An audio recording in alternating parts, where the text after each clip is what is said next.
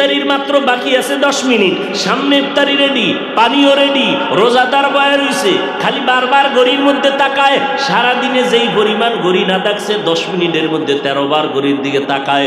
মুয়াজ্জিন মরলো, এখনো কেন আজান দেয় না, মাইকে কেন আওয়াজ দেয় না? ঠিক নেই, মাথা গরম, এখনো টাইম হয় নাই। কততে তাড়াতাড়ি ক্যালেন্ডার দেখ।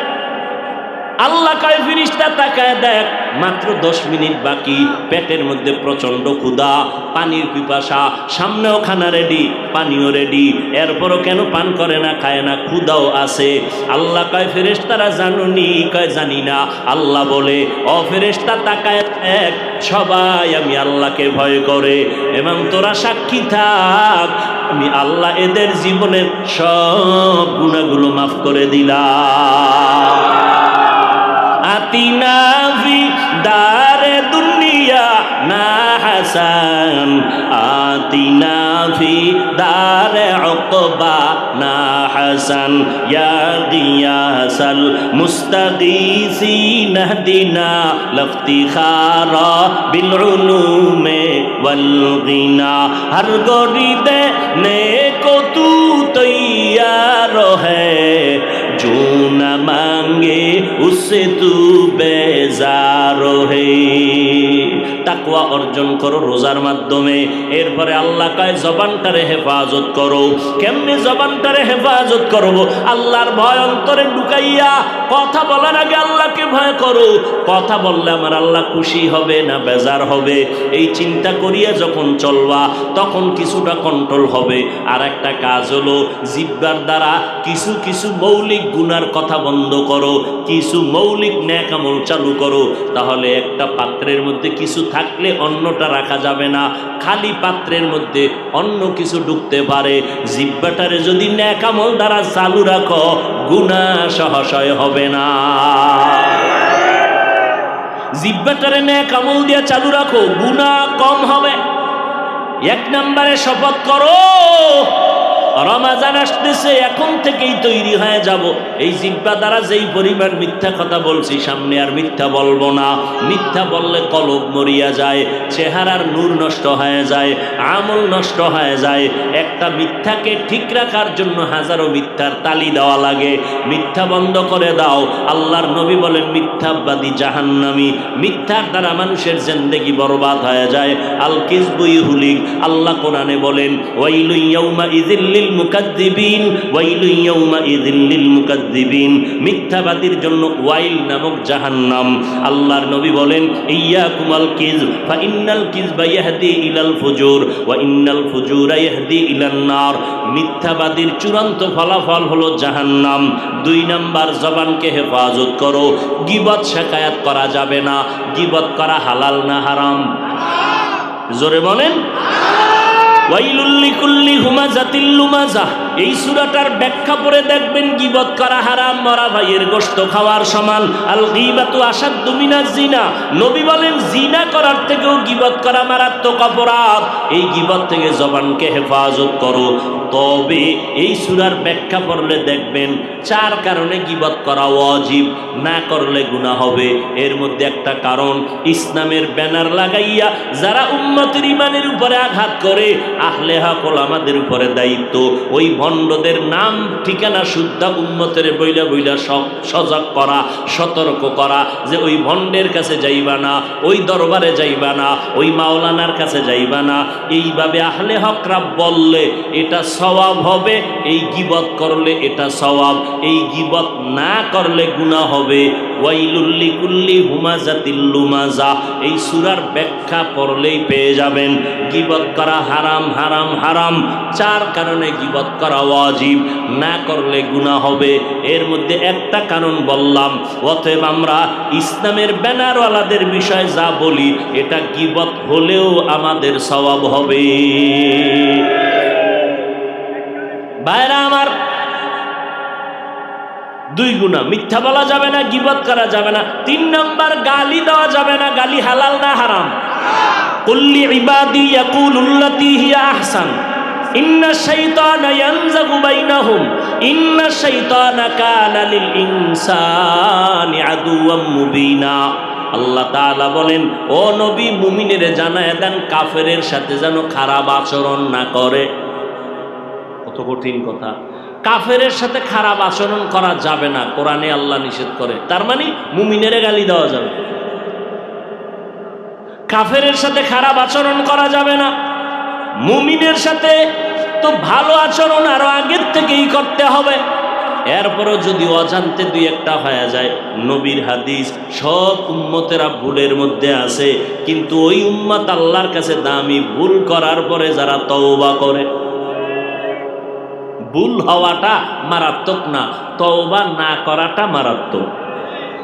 কথা বুঝাইতে পারছি? এই বুঝেন, কিন্তু কথার মধ্যে ব্যবধান আছে। ভুল হওয়া না করা।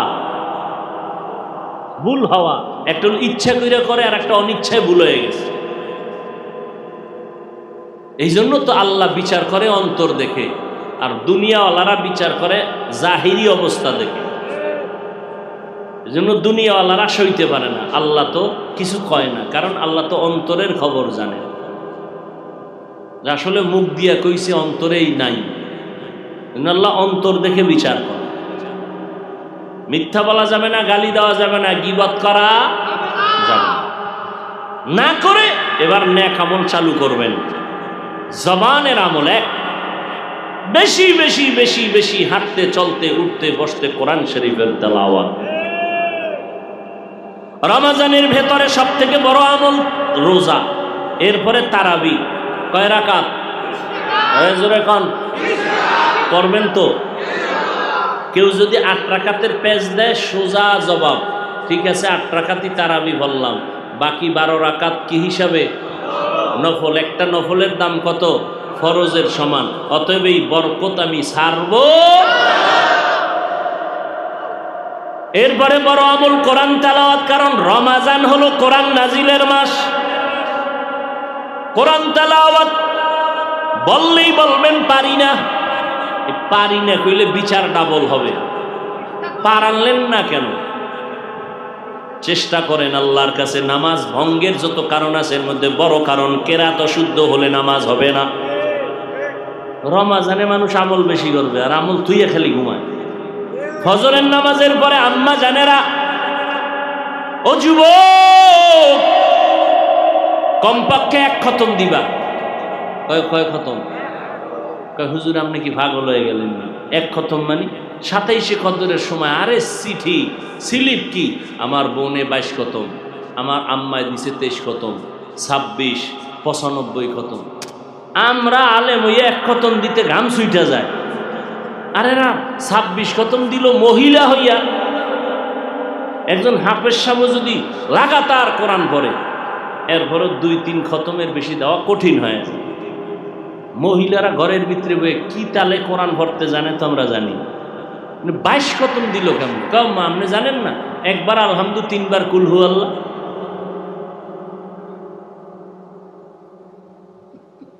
অতএব আম্মা জানদারে বলে যাই, আলহামদু থেকে পড়বেন, দেখে দেখে কোরআন পড়ার সওয়াব বেশি, না দেখে পড়ার তুলনায় দেখে দেখে পড়ার সওয়াব বেশি। কোরআন শরীফ যারা দেখবে, যারা দেখে পড়বে, আল্লাহর নবী বলেন স্পষ্ট হাদিস, তার মরার আগে চোখের পাওয়ার নষ্ট হবে না। কোরআন পড়বেন 1 মিনিট, আর 26 ঘন্টা শুধু মোবাইল দেখবেন, কবিরা গুনাহ। চোখের পাওয়ার বাড়বে না, কি করবে? ফজরের নামাজের পরে ওই যে 1 খতম কমপক্ষে দিবে নেই। যারা পারেন না, আল্লাহর রাস্তে বলে গেলাম, ইমাম সাহেব যারা, মুয়াজ্জিন যারা, অবশ্যই মুসল্লিদেরকে তাশকিল করেন যে অবশ্যই আমরা পহেলা রমজান থেকে কোরআন পড়াবো। 25 দিনে কোরআন শিখাইয়ে দিব ইনশাআল্লাহ। 25টা দিন একটু কষ্ট করেন। ফজরের পরে 1 ঘন্টা, না হয় তারাবির পরে 1 ঘন্টা সময় দেন। 25 দিন, পহেলা রমজান থেকে 25শে রমজান দুনিয়ার সব কাম করেন। ফজরের পরে কোনো কাম আসেনি, 1 ঘন্টা কম ঘুমান। বলবেন হুজুর ঘুম বেশি না, পড়তে বসে দেখবেন ঘুম নাই, 2 মিনিট পরে দেখবেন ঘুম গেছে। চেষ্টা করেন আমার কলিজার যুবকেরা, একটু আল্লাহর রাস্তে শিখো, কোরআনটা পড়ো, দেখবা মজা লাগবে। পুরা পড়তে পারবা, এরপরে দরবার তরজমা, তখন দেখবা মজা কেমন। এই হলো এক খতম কমপক্ষে রোজায় দিবেন। নাম্বার 2, আম্মাজান সহ প্রতিদিন ফজরের নামাজের পরে সূরা ইয়াসিন না পড়ে ঘুমাবেন না। কোন সময়? ফজরের নামাজের পরে 5 মিনিট লাগবে, সূরা ইয়াসিন পড়ে নিবেন। আল্লাহর কোরআন হারায় গেলে পাবেন না। যত পারেন কোরআন পড়বেন, আল্লাহর মোহাব্বত তৈরি হবে, রিজিকে বরকত হবে। ফজরের নামাজের পরে সূরা ইয়াসিনটা না পড়ে ঘুমাবেন না। জোহরের নামাজের পরে সূরা আর রহমান, যদি সময় থাকে মন চায় তো সূরা ফাতাহ 26 পারা এটাও পড়বেন। আসরের নামাজের পরে সূরা নাবা, আম্মা ইয়াতাসাআলুন এটা পড়বেন। সময় থাকলে মনে চাইলে সূরা দুখানটাও পড়বেন। মাগরিবের পরে সূরা ওয়াকিয়া, এশার নামাজের পরে সূরাতুল মুলক 29তম পারা, এটা ছাড়বেনই না। সময় পাইলে রাতে আর একবার সূরা ইয়াসিন পড়বেন। দিনের বেলা সূরা ইয়াসিন পড়ার ফলাফল আলাদা, রাতের বেলা সূরা ইয়াসিন পড়ার ফলাফল আলাদা। এই 5টা সূরা বা আরো ডবল করে পড়লেও আলহামদুলিল্লাহ ভালো। ফজরের নামাজের পরে পারলে সূরা মুজাম্মিল পড়বেন। মাগরিবের নামাজের পরে পারলে সূরা মুজাম্মিল আর একবার পড়বেন। কমপক্ষে 100 বার দরুদ, 100 বার ইস্তেগফার। আর যাগো পাও দুইরা বুঝাইয়া আপনারা লাইনে আসবেন না, আপনারা ছোটখাটো আমল দিলে হয়তো করবেন, তাদের জন্য শেষ আমলটা দিয়ে দিলাম। হাঁটতে চলতে উঠতে বসতে রহমতের 10 দিন, মাগফিরাতের 10 দিন, নাজাতের 10 দিন। আপনারা প্রথম 10 দিন একটা রহমতের দোয়া পড়বেন, আল্লাহু খায়রুন হাফিজাও ওয়া হুয়া আরহামুর রাহিমিন। যদি এটাও না পারেন, ইয়া আরহামার রাহিমিন, এটাও পারবেন না? এটাও পারবেন না? না পারলে কচু গাছের সাথে গলায় রশি লাগায় মরেন। আপনার বেঁচে থাকার কোনো দরকার নেই, মরা ভালো। আপনি মুসলমান নামের কলঙ্ক, আপনি নির্লজ্জ বেহায়া যে আপনি ইয়া আরহামার রাহিমিনও পড়তে জানেন না। আপনি বেঁচে আছেন কেন? এই যে দোয়াটা কোন দিন পড়বেন? প্রথম 10 দিন। মাগফিরাতের 10 দিন ইস্তেগফার পড়বেন, আস্তাগফিরুল্লাহাল আযীম, এটাও পারেন না। শেষের 10 দিন পড়বেন জাহান্নাম থেকে মুক্তির জন্য, আল্লাহুম্মা আজিরনি মিনান নার। পারেননি? আচ্ছা, এতগুলো না পড়লে একটা আয়াত আছে সবাই পারেন, এটা পড়বেন। ওই আয়াতটা 3-10 অংশ এটার মধ্যে ঢুকানো। রহমতের অংশ আছে, মাগফিরাতের অংশ আছে, নাজাতের অংশ আছে। দোয়াটা পারে না এমন কোনো শিশুও নেই। এই দোয়াটা পড়বেন সবাই, হাঁটতে চলতে সব সময়। রব্বানা আতিনা ফিদ দুনিয়া হাসানা ওয়া ফিল আখিরাতি হাসানা ওয়া কিনা আযাবান নার। পারেন না এটা? এটা পড়বেন। কোরআনের তেলাওয়াত। 2 নাম্বার আল্লাহর নামের জিকির। কার জিকির? না কোনো বিশ্বাবের জিকির। আল্লাহর জিকির করবেন। জিকিরের মধ্যে উত্তম জিকির হলো লা ইলাহা ইল্লাল্লাহ। এই জিকিরটা করবেন সব সময়, সব সময়, হাঁটতে চলতে উঠতে বসতে। নাম্বার 3, হাঁটতে চলতে যুবকেরা, মুরব্বীরা, মা বোনেরা দরুদ শরীফ পড়বেন। পাক করতেছেন, বাজে কথা না বলে রোজাদার আপনি দরুদ শরীফ পড়বেন, সাল্লাল্লাহু আলাইহি ওয়া আলিহি ওয়াসাল্লাম, সাল্লাল্লাহু আলাইহি ওয়া আলিহি ওয়াসাল্লাম, সাল্লাল্লাহু আলাইহি ওয়া আলিহি ওয়াসাল্লাম। একবার পড়বেন 3টা পুরস্কার, 10টা গুনাহ মাফ, 10টা নেক যোগ হবে, আল্লাহর দরবারে 10 গুণ মর্যাদা বেড়ে যাবে। 1 নাম্বার আমল বললাম কোরআনের তেলাওয়াত, 2 নাম্বার আমল বললাম আল্লাহর নামের জিকির, 3 নাম্বার আমল বললাম দরুদ শরীফের আমল। করবেন নি? করবেন। 4 নাম্বার একটা আমল করবেন, এই আমলটা আরো খুব পাওয়ারফুল, ছোট পাওয়ারফুল। কেমন? ঋণী থাকলে আদায় হয়ে যাবে, অসুস্থ থাকলে সুস্থ হয়ে যাবে, মুসিবত থাকলে ফেরেশতা এসে ফিরিয়ে দিবে। ফলাফল অনেকগুলো। ইস্তেগফার, আস্তাগফিরুল্লাহাল আযীম, আস্তাগফিরুল্লাহাল আযীম, আস্তাগফিরুল্লাহাল আযীম, আস্তাগফিরুল্লাহাল আযীম। আল্লাহ পাক রব্বুল আলামিনের এই মোহাব্বত নিয়ে যদি আমলগুলো চালু রাখতে পারেন, ইনশাআল্লাহ জবানটাকে হেফাজত করা সহজ হবে।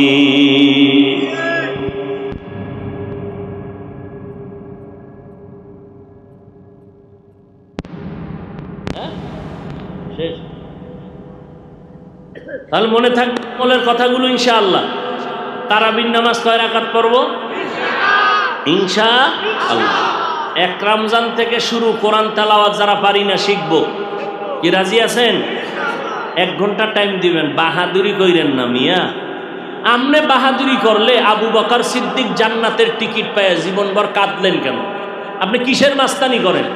ওমরে ফারুক রোজার ঈদের দিন দরজায় তালা লাগায় কাঁদছেন, অথচ জান্নাতের টিকিট রেডি।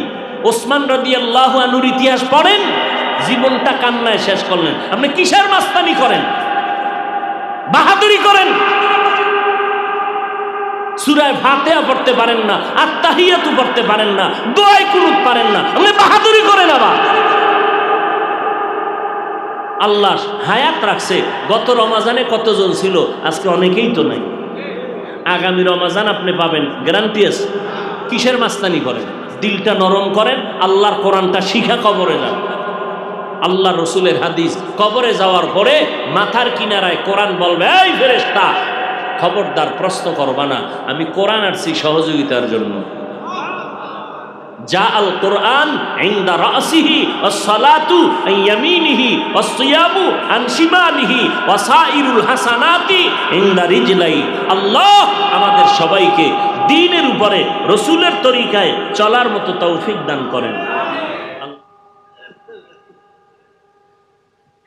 হ্যাঁ, নবীজি কোথাও গেলে হযরত আলীকে জিম্মেদারি দিয়ে যাইতেন। হিজরতের রাতে যখন গেলেন, বিছানায় কারে রাখলেন? এই শিয়ার গোষ্ঠীরা তো এই দলিলগুলো তালাশ করে করে বলে যে আলী ইমাম, আলী নবী, মোহাম্মদ নবী না। নবীর ইন্তেকালের পর থেকে দাফনের আগে, রসুলের ইন্তেকাল সোমবার, চাশতের সময়। কোন সময়? জোহরের আগে। বুধবার দিন তাহাজ্জুদের সময় তার দাফন। ইন্তেকাল কবে? সোমবার। ওই যে গজল গায় না, সোমবারে তার জন্ম মৃত্যু, বুধবারে দাফন। বুধবার দিন যাইয়া রাতের বেলা তাহাজ্জুদের টাইমে দাফন হয়েছে। অথচ রসুলের স্পষ্ট হাদিস, মাইয়াতকে দ্রুত দাফন করো, কষ্ট দিবা না, লোক কম হোক বেশি হোক। কতটি সুদখোর জানাজা এলে লাভ কি?